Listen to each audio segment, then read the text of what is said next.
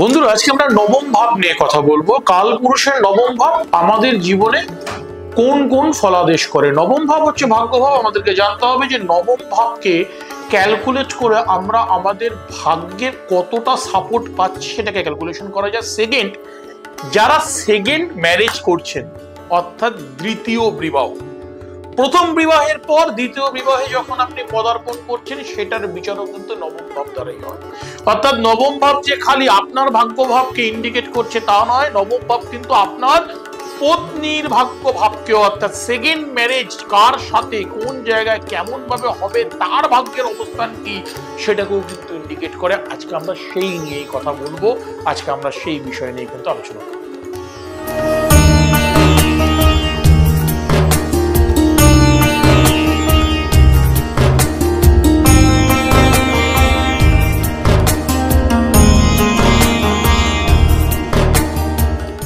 নমস্কার বন্ধুরা, এবার আমরা আসি আজকে নবম ভাবকে নিয়ে, অর্থাৎ নবম ভাবের কারকতা আমাদের জীবনে কতটা ফল প্রদান করছে।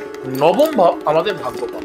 একটা কথা হয়তো শুনেছেন প্রথম থেকেই যে গ্রহস্থ্বামক ভিষিতঞ্চু রাহু কেতুশ্চেতর পিতা নবমস্যন্ত ভাগঞ্চ নিত্যম ভাগ্যাদি সৌভাগ্য প্রবদ। অর্থাৎ নবম ভাবটা কিন্তু ভগবান বর্গ বলছেন তার ভাগ্য ভাব। আবার আরেক জায়গায় বলছেন নবমাস্ত্বম বিবাহচ দ্বিতীয়ানম ভাবস্ফুটম প্রস্ফুটানম ভাবস্ফুটং চ নিত্যমানম ত্রিভাগ্যানাম উল্লিখিতঃ। অর্থাৎ নবম ভাবের উপরে বিচার করে দ্বিতীয়বার যদি কারোর বিবাহ হয় সেই তার স্ত্রীর ভাগ্য কতটা ডিপেন্ড করছে সেটা নবম ভাবকে আমরা বুঝতে পারি।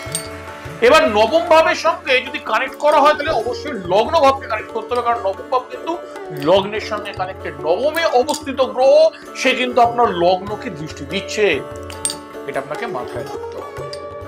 এবার আমরা ভাগ্যকে নিয়ে এত কেন কথা বলছি, কেনই বা আমরা ভাগ্যকে নিয়ে কর্মকে বাদ দিয়ে ভাগ্যকে নিয়ে কথা বলছি। আমরা অনেকেই জানি কর্ম খালি করলে হয় না, ভাগ্যের সাপোর্ট কিন্তু আপনার দরকার। যেরকম চিন্তা করে দেখুন, সচিন তেন্ডুলকর, তার সঙ্গে ওপেনিং করতে বিনোদ কাম্বলে। আজকে সচিন তেন্ডুলকর কোথায়? সে তার নিজের জায়গায় সঠিক হয়ে রয়েছে, বাট বিনোদ কাম্বলেকে মানুষ কিন্তু ভুলেই গেছে বা সে হারিয়েই গেছে। কিন্তু দুজনই ইন্ডিয়ান ন্যাশনাল টিমের একসঙ্গে ওপেনার ছিল।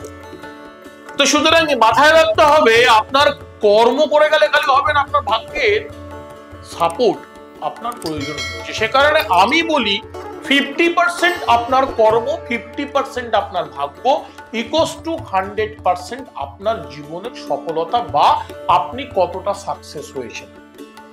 বাস্তবিক সত্যটাকে যদি বিশ্বাস করতে হয় তাহলে মাথায় রাখবেন, কে গোল দেওয়ার চেষ্টা করেছে মানুষ কিন্তু সেটা ভুলে যায়, কে গোল দিয়েছে, কে বিজয়ী হয়েছে মানুষ সেটাকেই কিন্তু মনে রাখে। তো সুতরাং জীবনেতে দাঁড়াতে গেলে বিজয়ী হতে হবে, অর্থাৎ সাকসেস হতে হবে। আর সাকসেস হতে গেলে বন্ধুরা নবম ভাবকে শক্তিশালী করতেই হবে। কারণ নবমে যদি আপনার এমন কিছু গ্রহ, আপনার লগ্ন চার্টে এমন কিছু গ্রহ যদি যোগেশ বা পাপেশ এরকম কিছু গ্রহ যদি আপনার বসে থাকে তাহলে কিন্তু আপনি আপনার ভাগ্যের যে সুফলাদেশ বা আপনার ভাগ্যের যে সহায়তা ভাগ্য পুরুষের কাছ থেকে সেটা কিন্তু আপনি পাবেন না, আপনার সেই জায়গাটা কিন্তু বন্ধ হয়ে যাবে। তো সুতরাং আমাদেরকে বিচার করতে হবে কোন জায়গাতে গিয়ে, ঠিক এই সূক্ষ্ম বিচারটাই করতে হবে যে নবম ভাবে যেই গ্রহ বসে আছে সেই গ্রহ কতটা ডিগ্রি নিয়ে বসে আছে। কারণ আমি এর আগের অনুষ্ঠানেও বলেছি প্রত্যেক কটি গ্রহের ডিগ্রি প্রচন্ড ভাবে জ্যোতিষ শাস্ত্রতে খুব প্রয়োজনীয় একটি বস্তু। দ্বিতীয়ত নবম ভাবে যে গ্রহ বসে আছে সে কোন নক্ষত্রের সঙ্গে যুক্ত এবং সেই নক্ষত্রের লর্ডকে এবং সেই নক্ষত্র কত চরণের সঙ্গে যুক্ত রয়েছে সেইটাকে বিচার করে দেখতে হবে।